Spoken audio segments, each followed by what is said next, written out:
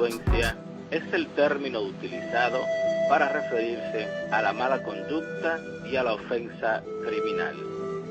Un delincuente es aquel que reincide y comete crímenes repetidas veces. La mayoría de los sistemas legales consideran procedimientos específicos para tratar con la delincuencia. Hay múltiples teorías diferentes sobre las causas de la criminalidad y de la delincuencia. El barrio es el territorio de la alianza encubierta de pandillas y autoridades. Es una convivencia bien conocida por la comunidad y muy sospechada por la opinión pública. La mayoría de los delincuentes provienen de familias de bajos ingresos, de poca educación, desempleados o de empleos precarios, de los hijos de la informalidad económica y de las familias habitualmente sin padres, criados a la sombra de una mujer que se convierte en todo. Los delincuentes crecen en la pobreza, la exclusión y las pocas oportunidades para la educación. Otro grupo viene de la falta de orientación y consejo oportuno por parte de sus padres o tutores. La vida en el entorno de la delincuencia es narcótica. Es un mundo creciente y con poca movilidad social.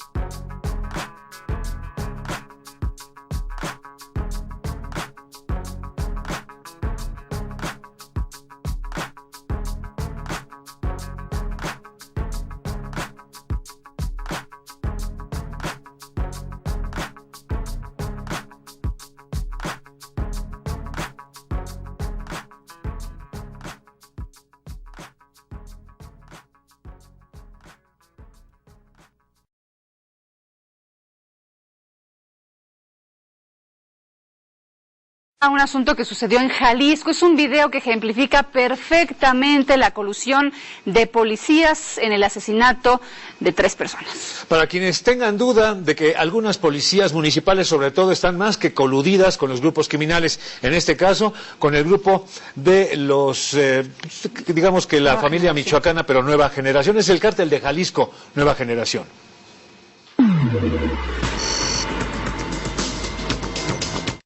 Los policías también sirven al crimen organizado. Estas imágenes hablan por sí solas. Son los 7 elementos de la Policía Municipal de Lagos de Moreno que siguen arraigados por trabajar de la mano con un grupo de sicarios que asesinó a 3 hombres originarios del estado de Coahuila, cuyos cuerpos fueron encontrados dentro de una camioneta que fue abandonada en la colonia La Esmeralda, en Lagos de Moreno. Las imágenes fueron captadas por las cámaras de seguridad del hotel en donde se encontraban hospedados los 3 hombres asesinados. En ellas se aprecia cómo comienzan a llegar las primeras unidades policíacas, de las que descienden varios uniformados e ingresan al hotel. Mientras, arriba una camioneta se estaciona delante de las patrullas. Uno de los policías que estaban en la entrada del hotel corre hacia la camioneta que acaba de llegar y les informa algo, mientras otro policía se acerca y juntos regresan al hotel, en donde platican con la gente encargada de la recepción. En las imágenes se alcanza a apreciar cómo uno de los policías saca algunas hojas con apuntes y le entrega su arma a otro policía para pedir informes de los 3 sujetos que buscaban. Primero se aprecia cómo ingresan 2 policías, después otros 2. Afuera, se aprecia el momento en el que 4 sujetos vestidos de civil descienden de la camioneta que se encontraba estacionada adelante de las patrullas. 2 de ellos ingresan al hotel y varios segundos después, otro corre hacia la puerta y se encuentra con los policías que ya llevaban a sus víctimas, quienes fueron sacados en ropa interior y subidos a una de las patrullas. Segundos después, se ve cómo uno de los policías sale del hotel cargando pertenencias de los hombres que son llevadas a la camioneta civil, mientras el hombre de sudadera blanca acomoda el último plagiado dentro de la patrulla y sube a la parte trasera de su camioneta. Se ve cómo acomoda algo y baja corriendo nuevamente hacia el hotel. Después, se aprecia cómo 2 hombres sacan varias maletas y ropa. Enseguida, nuevamente aparece corriendo el hombre de sudadera blanca. Mientras afuera se ve cómo la patrulla donde van las personas comienza a moverse. Los hombres salen con las maletas y las suben a la camioneta. Detrás de ellos aparece otra camioneta nitro color tinto. Ya teniendo todo listo, los hombres y policías suben a sus vehículos y desaparecen de la escena. Días después, los 3 hombres fueron encontrados sin vida. Se supo que uno de ellos era abogado, otro ayudante y el tercero un albañil, quienes habían llegado a Lagos de Moreno para cobrar la renta de una propiedad. Las imágenes en donde se ve claramente qué fue lo que hicieron y cómo estaban estas personas involucradas, se puede decir, en delincuencia organizada, desde el momento en cómo operan y a quienes les entregan.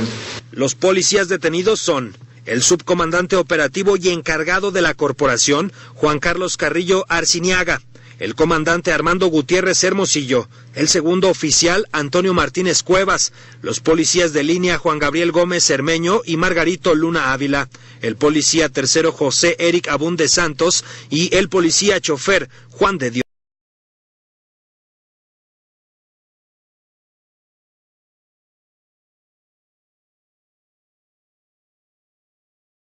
Avisan a los criminales cuando llegan las autoridades. Pero ¿quiénes son esos halcones? Son limpiaparabrisas, son amas de casa, son taqueros, son taxistas. Raimundo Pérez Arellano y Adrián Tinoco estuvieron en Nuevo León y este es su trabajo.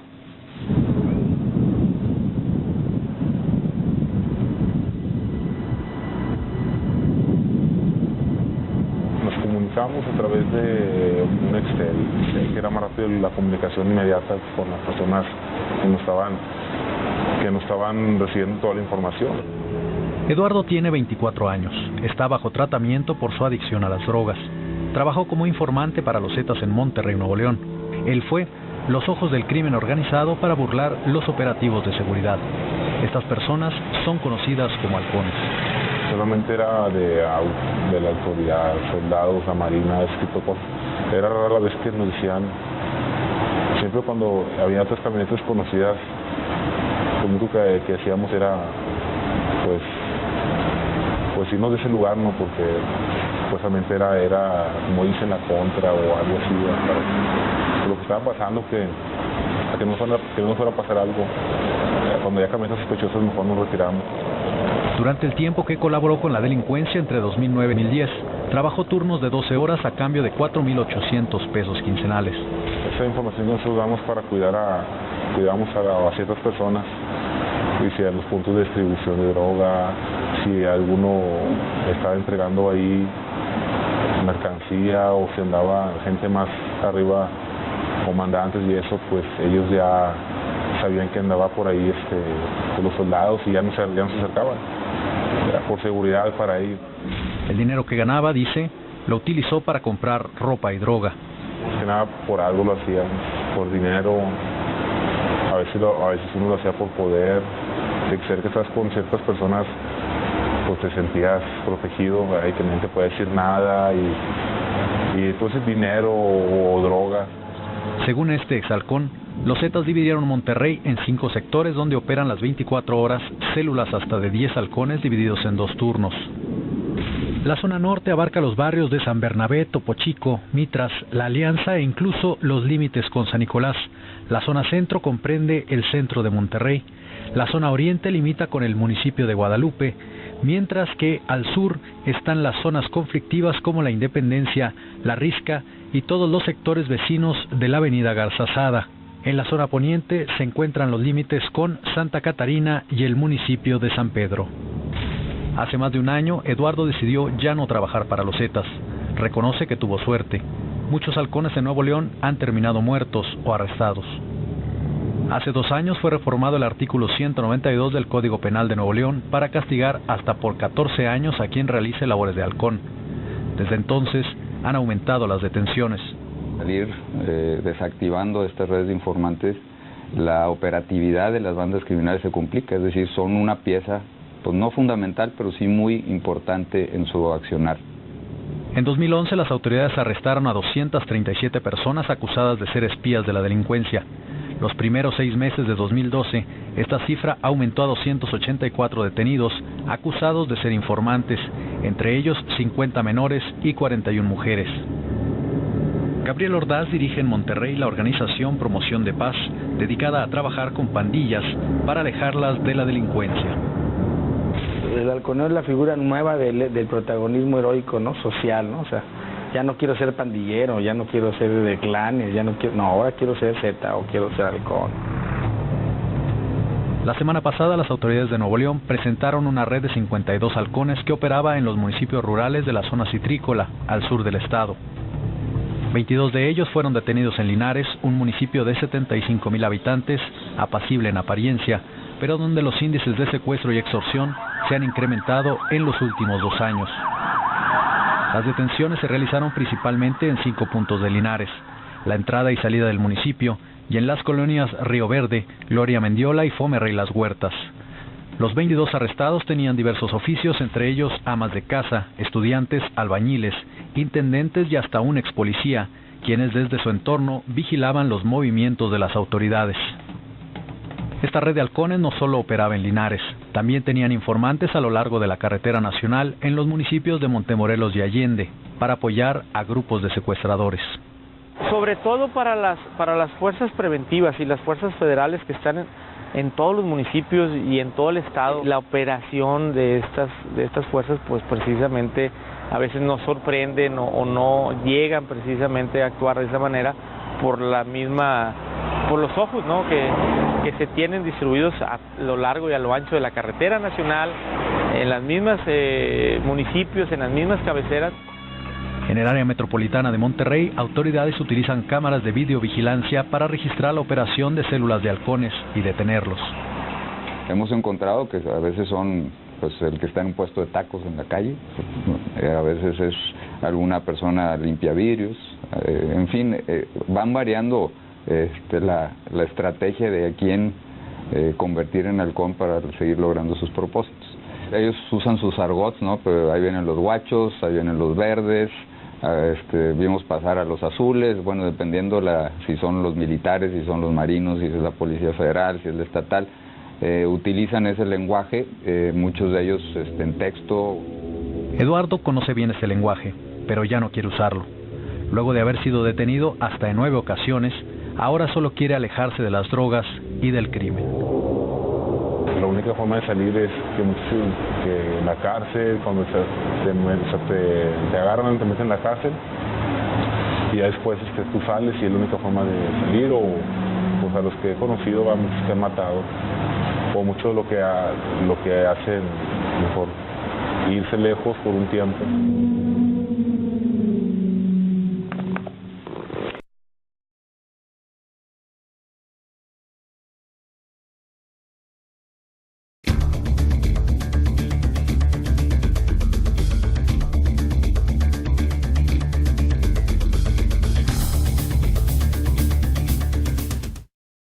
La corrupción a la cual nosotros nos referimos, ligada a la delincuencia organizada, puede ser una corrupción aislada, un primer nivel de corrupción, puede ser un segundo nivel de frecuentes sobornos, extorsiones, vínculos patrimoniales a través de servidores públicos, un tercer nivel de captura de la estructura a niveles operativos e intermedios,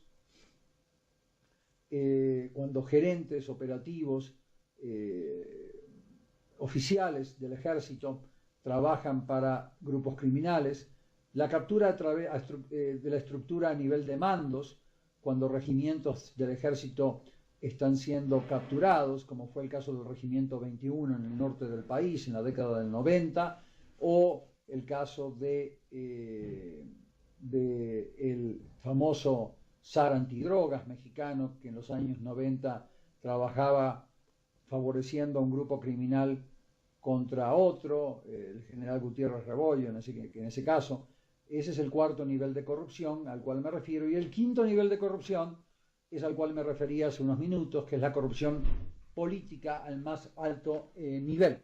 Y ese tipo de corrupción, lamentablemente, es el que está permitiendo que estos grupos criminales operen con tanta impunidad a través del país. Presidentes de asambleas municipales, gobernadores, senadores, diputados, etc.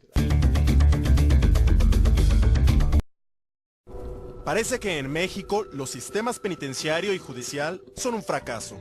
2 de los acusados de haber participado en el atentado del Casino Royal tenían antecedentes penales. Su paso por la prisión fue fugaz y les permitió reincorporarse a las filas del crimen organizado.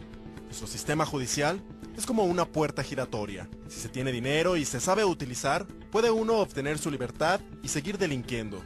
Actualmente, en las cárceles de nuestro país, existe una sobrepoblación promedio del 30%. Un informe realizado por el Centro de Estudio de las Finanzas Públicas de la Cámara de Diputados revela que no se trata solo de un asunto de dinero. En 2001, en nuestro país, se gastaron 1.162 millones de pesos en readaptación social. Para 2010, esta cifra supera los 5.000 millones de pesos. A pesar de esto, nuestro sistema penitenciario presenta un gran atraso. No existen instalaciones ni reglamentos homogéneos. Los programas de readaptación social en México son limitados y las condiciones de reclusión son totalmente dispares. A pesar de que en 10 años la población penitenciaria se elevó en un 70%, la infraestructura carcelaria no creció al mismo nivel. La sobresaturación de los penales y un sistema judicial poco eficiente han impulsado la preliberación de muchos reos. Estos esquemas de preliberación en teoría sirven para que las personas con buena conducta obtengan una segunda oportunidad. Sin embargo, al parecer también funcionan otros esquemas de preliberación irregular. 2 de los acusados de haber participado en el atentado al Casino Royal ya habían sido detenidos con anterioridad. La detección de las huellas dactilares de uno de ellos permitió su captura. Julio Berrones había sido acusado de robo y posesión de arma en julio de 2010. En aquella ocasión, al momento de su presentación, las autoridades locales aseguraron que era miembro de los Zetas. Se dijo, era responsable junto con otros sujetos del asalto a una gasolinera. Fue detenido en un auto robado con placas sobrepuestas. Tenía en su poder un arma calibre 45. Las autoridades locales investigan ahora cómo es que este hombre obtuvo su libertad. Al parecer, robo de auto y portación de armas son delitos que permiten a un delincuente salir a la calle en menos de un año. Otro de los implicados en el Casino Royal también había sido detenido cuando era menor de edad. Ante la falta de tribunales especializados, fue liberado sin siquiera ser juzgado. Sin embargo, estos casos de delincuentes reincidentes no son los únicos. Muchos delincuentes que han sido liberados han participado más tarde en delitos de alto impacto. Es el caso del asesino del agente de aduanas norteamericano Jaime Zapata. Uno de sus ejecutores, conocido con el apodo de El Piolín, también tenía antecedentes penales. Al momento del asesinato del agente, enfrentaba cargos por 3 delitos federales en libertad. El Piolín ya había sido detenido por el ejército. Sin embargo, el juez cuarto de distrito en San Luis Potosí consideró como delito no grave el transportar 6 fusiles y 800 municiones. Obtuvo su libertad 3 meses después. El juez determinó que no había elementos para considerarlo miembro de la delincuencia organizada y le permitió salir bajo fianza. El Piolín tenía que firmar en un juzgado y dejó de hacerlo. Esto hizo que perdiera el beneficio de su preliberación. Hubo una orden de presentación, pero nada más. El Piolín era el encargado de administrar la plaza de San Luis Potosí para los Zetas. Tras la muerte de Zapata, fue detenido y extraditado hacia Estados Unidos. Meses antes, un juez había ordenado su libertad. Nuestro sistema judicial y penitenciario merecen una revisión profunda. De poco sirve que se haga la detención de los delincuentes si a los pocos meses obtienen su libertad. Mientras tanto, una persona inocente que no conoce esos recovecos legales difícilmente obtendrá su libertad. Así es como muchas veces opera la justicia en nuestro país.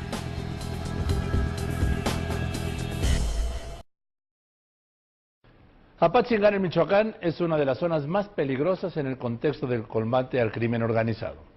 Allí está instalado un cuartel militar del Ejército Mexicano. Esta noche le voy a mostrar a usted cómo son vigilados, escuchados, monitoreados puntualmente por el crimen organizado los militares. En Apatzingán, Michoacán, el Ejército Mexicano ha encontrado en la denuncia anónima una herramienta eficaz para combatir a la organización criminal de los Caballeros Templarios. Atención, jóvenes, nos han ordenado establecer un puesto de control. Llegó una denuncia de 2 vehículos que van a transitar sobre la carretera de la presa de Chandio hacia Lázaro Cárdenas. Para tal efecto, procedan a vestirse, organizan su equipo, nos armamos, tomamos nuestro casco y salimos a formar.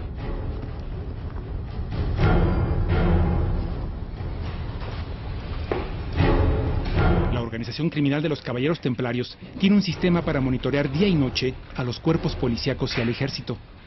Es una conversación de los halcones, alertando sobre un puesto de control que implementó el Ejército Mexicano en la entrada de Apatzingán. Escuche con atención. Van a salir 3 de rateros de aquí de San Juan, van rumbo a San Marcos, a velocidad. Claro, carpintero, ¿podría repetirnos, por favor, viejito? Pues ahí se escuchó mucho ruido. Enterado, San Marcos, gracias. Los halcones reportan cada incidencia en el puesto de control militar. Con la utilización de claves, avisan que los soldados se están moviendo. De la victoria rumbo a las millas, 5 unidades de 53.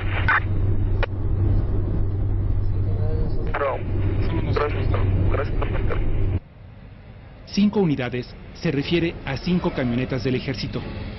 53 es la clave con la que identifican a los soldados. Van 2 ranas de 5-3 con 2 vehículos decomisados. De los cuadros hacia el Carambas van a ser 42. 2 vehículos decomisados, dice aquí. Piensan que a lo mejor son decomisados. ¿El carro que tenemos? Sí. Dice, vienen 2 vehículos hacia el momento ese de Lázaro Cárdenas. Como el vehículo viene en medio, piensan que lo lleva... Que nos venimos a tener. Sí, sí. Así lo llevamos. Marcos. ¿Por qué dice 3 ranas? 3 ranas son 3 camionetas. Ranas verdes. 3 ranas verdes. Los llamados halcones vigilan el cuartel militar. Reportan la salida y entrada de vehículos con personal. El convoy militar que realizará el operativo es monitoreado afuera de la zona militar. Es la conversación de los halcones alertando el movimiento de los soldados. Vamos a ponernos en donde está la plaza de toros. ¿Sí sabes? Hacia el pantano, 2 ranas de 5-3, pendientes. Muy bien, copiando, San Marcos, gracias. Muchísimas gracias, copiando, gracias. Del San Marcos, del pantano, de San Marcos al pantano, 2 ranas, pendiente refugio Madroño, pendiente refugio Madroño. Muy bien, copiando, San Marcos, gracias. Muy bien, copiando, que estaremos pendientes, gracias.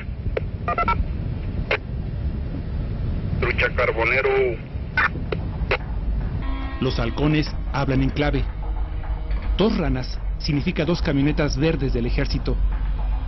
De San Marcos al pantano significa que el convoy se dirige de la comunidad de San Marcos al pantano o panteón. El convoy apenas se había alejado 300 metros del cuartel. En ese trayecto se identificaron 7 diferentes voces de los halcones. Los soldados instalaron el puesto de control en una zona sin luz. Los halcones los ubicaron de inmediato. Tope de 5-3 a la altura del pantano de la Y, de las 3 ranas y el grande 53. Ya lo dijeron. Sí, güey. La Y es ahí. Tope significa puesto de control militar. 3 ranas, 3 camionetas verdes del ejército. Y el grande significa camión de transporte con soldados. De inmediato comunican en dónde se encuentran las tropas, desde que salen del cuartel hasta dónde se están estableciendo. Y pues en ese momento, si no es sorpresivo, pues dejan de pasar. La denuncia anónima y el operativo sorpresa reditúan en aseguramientos. Como podemos ver aquí, un Barrett de 50 milímetros y 5 fusiles AK-47, cartuchos para los diferentes calibres de las armas. También se aseguró una camioneta. Desde luego los ocupantes, al ver que el personal se acercaba, pues huyeron y solo se aseguró el arma y el vehículo. Con el apoyo de la Fuerza Aérea, los soldados de la 43 Zona Militar se internan en la Sierra Madre del Sur. Desde el aire es fácil detectar los sembradíos de marihuana. El helicóptero aterriza en un reducto de la sierra. Hay que caminar varios kilómetros para llegar hasta los plantíos.